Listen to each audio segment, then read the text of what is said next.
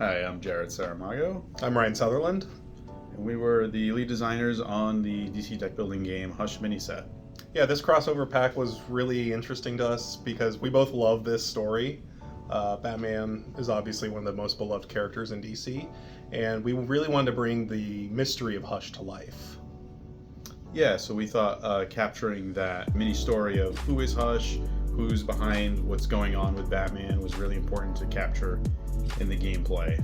So we have a investigation deck that you go through as you play, and you look for suspects, you look for clues, you get different leads, and that's all important in unraveling who the mastermind behind the Hush villain is. Yeah, unlike in other games where you're just trying to get enough power to defeat the final mastermind, this time we wanted to make it so there's a little bit more to it. You need to solve who Hush is. Obviously, in the comics, we all know who Hush is, but as you're reading through the story for the first time, there's a lot of different suspects that could be the man behind the bandages. So as you're investigating, you're uncovering and eliminating some of the potential suspects.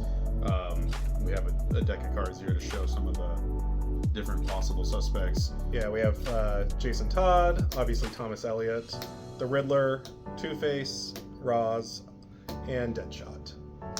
And as you're playing through, you're going to be getting some of these cards. One of them will be set aside as the true identity, and as you see these, you'll start eliminating who Hush isn't as you try to figure out who the real hidden identity is. And so you'll be wanting to uncover those clues, uncover those leads, and your opponents or the other players are also going to be uncovering different suspects. And so you might have to use certain cards to look at what cards they have, investigate their suspects, trade cards with them, etc., as you try to narrow down who is Hush.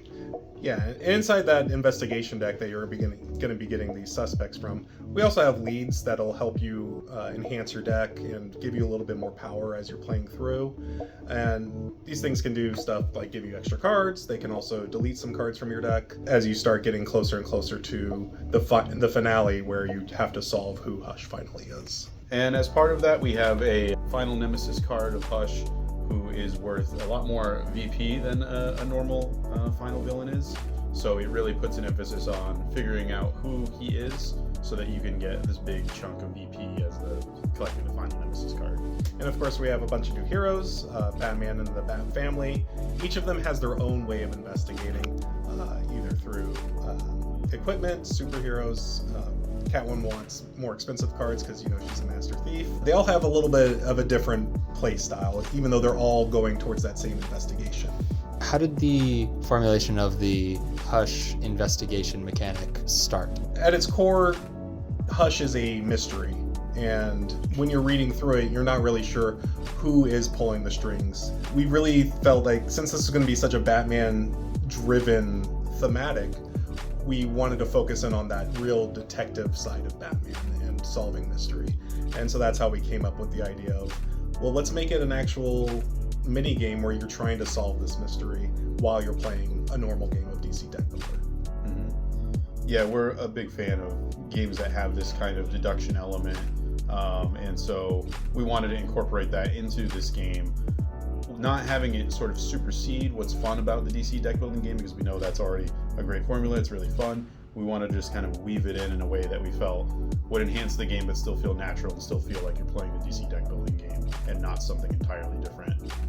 But we did look at some other games as inspiration, and we looked at the Watchmen the mini set, DC deck building game Watchmen mini set, as another product that had sort of weaved in another little mini game into the design. And so we wanted to take a different approach this time and do something that was a little more deduction based and puzzly.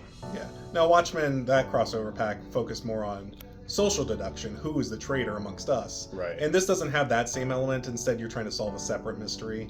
But I think this does make a new twist on the DC deck building normal games. Yeah. Gotcha. How did you work with balancing the trading clue aspects? So I think one of the places where we started was trying to figure out what sort of size of suspect list we wanted to have in the game. And so we looked at both the storyline and the comic to see how many suspects Batman suspected at different points in time. and as well as thinking about how many suspects we could have in the game without it feeling like the game was going on too long and you still hadn't narrowed it down. So once we had kind of an idea of we wanted probably around 5 to 6 potential suspects in any given game, we then looked at things like rate of investigating and what else we would need to fill out the deck. So if it was only a deck of, say, 5 suspects, then there wouldn't be a lot of investigation happening during the game because you would go through that pretty quickly and then there would be nothing else to do. So we came up with the concept of leads so that players could continue to investigate and still have a benefit to that and still like advance their power in the game, but not have it always be something where you're crossing a suspect off the list. Yeah, and one of the things that we added a little bit later in the development process was ways of getting information that weren't necessarily drawing cards from the investigation deck. We have cards like Detective Work that allow you to peek at other people's. We have a equipment called Rebreather, which allows you to look at the top card of the investigation deck. You don't get to gain it, but maybe it'll give you a little bit more information on who Hush is. So it was really important that as we sort of started playtesting and balancing things, that there was the right amount of both flow of investigation moments and flow of information where you weren't going too long without knocking any suspects off the list, but that it also wasn't solved very early in the game and there was no tension when it came to actually fighting Hush at the end. Yeah, and one of the pieces of that was finding out information that other people had, so that way you can't just sit on a bunch of information and nobody else has access to that. So you have cards that are going to be stealing clues. There's going to be cards that are putting some of those clues back into the investigation deck so they can be drawn by somebody else later. And that was all just part of the balancing of the entirety of the game.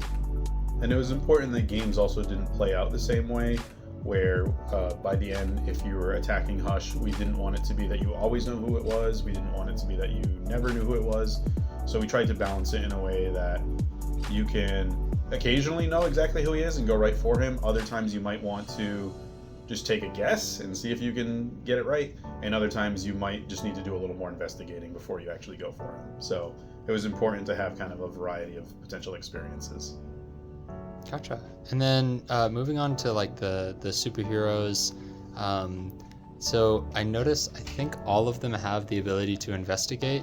Was there, since investigation is like this ubiquitous action that's on all of the superheroes, did you find it difficult at all to balance how characters are able to investigate? There was definitely a couple of the heroes that were investigating a little bit too much, and we had to rein those back in. We wanted everybody to have a different way of earning the ability to investigate, but make sure that the rate that everybody was doing it was about the same. So we have one for each of the types of cards, but then we also have Catwoman who's looking for you to buy more expensive cards, and Robin wants you to play a lot of cards in one turn. Each of those kind of end up about the same. Obviously, cards that are looking for a certain type are going to be variable depending on your gameplay. And I think it was important that the superheroes here give you a starting point and give you a direction of somewhere you can go in. You don't have to. You can play Batman who wants to get equipment, and you can just ignore that and go superpowers or do whatever you want. But he gives you some starting point, some direction. As well as we know, there's a lot of DC deck building game content out there. People can mix and match their sets however they want. And so I think it was important that the superheroes allowed players to investigate, so that if you mix Hush in with anything else, even if you have a really big main deck, you will still be able to investigate with some regularity, even though you're not seeing the Hush specific main deck cards that tell you to investigate. So it was good to have a baseline investigation mechanic built into the heroes. Yeah, that makes sense. Are there any of the heroes that underwent big changes in development, or that the initial concepts for them had to be kind of reworked? I wouldn't say any of the initial concepts had to change. I would say Catwoman was a bit more powerful than she is now. Originally, she only required you to play one card that cost 5 or more, and we found that the ability to just play the same 5 cost card is pretty simple compared to having to have 2 equipment or 2 superheroes. So that was the the hero that needed the most. I think she was even gain, not play, but it was still very easy to just gain a card. Sure, yeah. investigate. You're right. Yeah, it was when you gained Yeah. one. So not only was she investigating more regularly, but she was also doing it earlier because Yeah. everybody else had to go through their deck one more time. So, she needed the most tuning, but the overall identity of the characters and what their core was hasn't really changed. Yeah, we tried to identify some things that we thought would be really fun, and maintain those things as we tweak the design and balance and things like that. Batman has an aspect of his design where he can spend some of his clues, essentially, like as you investigate and you learn things, you have clues, you can then use them to draw more cards during your turn. It's really essential that he's collecting clues, and you can have these really big turns where you can spend a clue to have a really big hand and get a lot of power. That changed and evolved a little bit, but that core concept was always there. He used to be that he would just return his clues to the investigation deck, and now he gives a clue to another player, so you're actually passing information on to other people more quickly than letting them have to investigate and find the clue you return. So, are there superheroes that were particularly fun or particularly difficult to match to their lore, their theme? I would say that we had this idea that we wanted to have a superhero who sort of encouraged you to gain cards of each of the different card types. Some of them it was easy, like Batman has often been associated with equipment in DC deck building games, so we just went with that. But for villains, it was a little trickier because obviously Batman and his allies they're not usually very friendly with villains. We went with the choice of Huntress there because the thematic concept of she wants vengeance and she sort of is willing to cross lines sometimes, so she can do things that seem a little more villainous, and also just she wants to attack villains sort of like more than anybody else. She's out for vengeance against the villains, so the idea of connecting her to the villains is what we did there. Yeah, and this was one that actually we kind of debated over because I was of the opinion that Catwoman should be, because she's had a past of being a villain, Right. she might be more tied to it. However, Jared came up with the idea of Catwoman's more about like shiny things, big expensive cards. And I was like, yeah, that makes sense for her as well. So like we really could have gone either way there. Mm-hmm. But the fact that expensive cards don't make nearly as much sense for Huntress, we decided this was the path that we were going to go down. I'm actually pretty happy with how I think they all turned out thematically. I think they're all a really good representation of who the character is as a whole and in this Hush story. So, Do y'all have like a favorite hero that you like to play with? I honestly like playing all of them. I tend to play more Robin because I like card draw effects and just finding fun ways to get extra cards played each turn. I think each character has like cards it pushes me towards that I think are really fun. Doing things like pairing Jim Gordon with some of the heroes that can let you investigate more often, like Alfred or Oracle, and then using Lois Lane to get a lot of power because you've gathered all these clues. Like, I think there's just fun builds for all of the characters, so I don't really have necessarily a favorite, but Yeah, I'm the same way. I enjoy every single one of these superheroes. They push me in a different direction, but don't necessarily force me into anything, which I think is really important because you need to be a little bit flexible when you're playing DC deck builder in general, just because when the right card comes up, you should go for that. yeah, I just think we play a lot of DC deck building game in the office, and being able to add in the Hush set and play sort of this, it has a totally different vibe, and you have that deduction element, and that's really fun. I mean, I like playing games like Clue that have deduction, and so being able to kind of get a little bit of that and the deck building, and it feels like it's the right mix to me, so I always enjoy it. And just feeling clever of like, oh, can I figure out the mastermind before anybody else? Can I figure out who Hush is? Can I use Batman cleverly to pass my clues to the right player to not put myself at a detriment?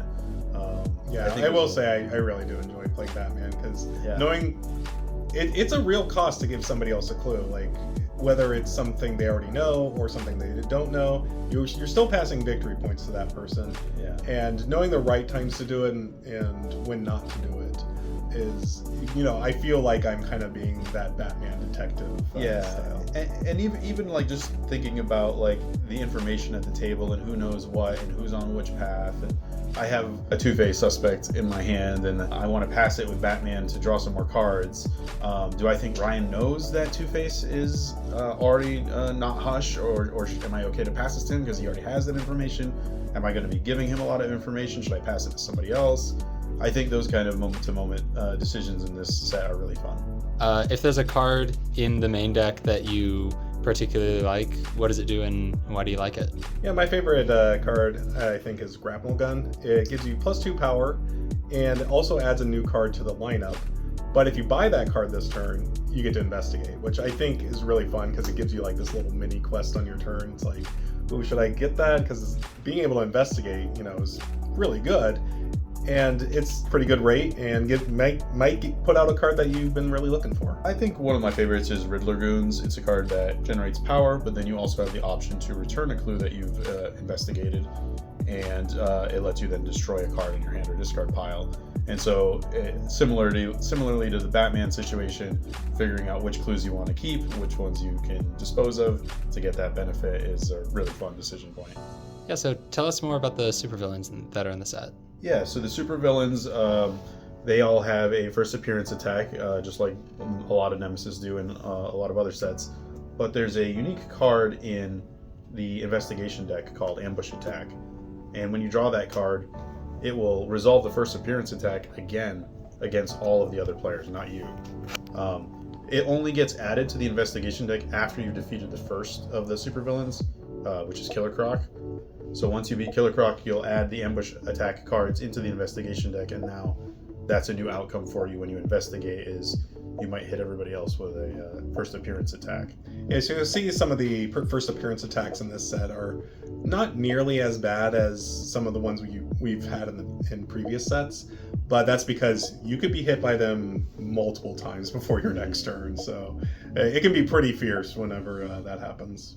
It puts a little more emphasis on which villain is out at any given moment, and do you need to sort of load up on defenses if you're worried about getting hit with that attack over and over. Thank you guys very much for talking to me about Hush. Yeah, thank you. Really happy to, and hope you guys enjoy playing it.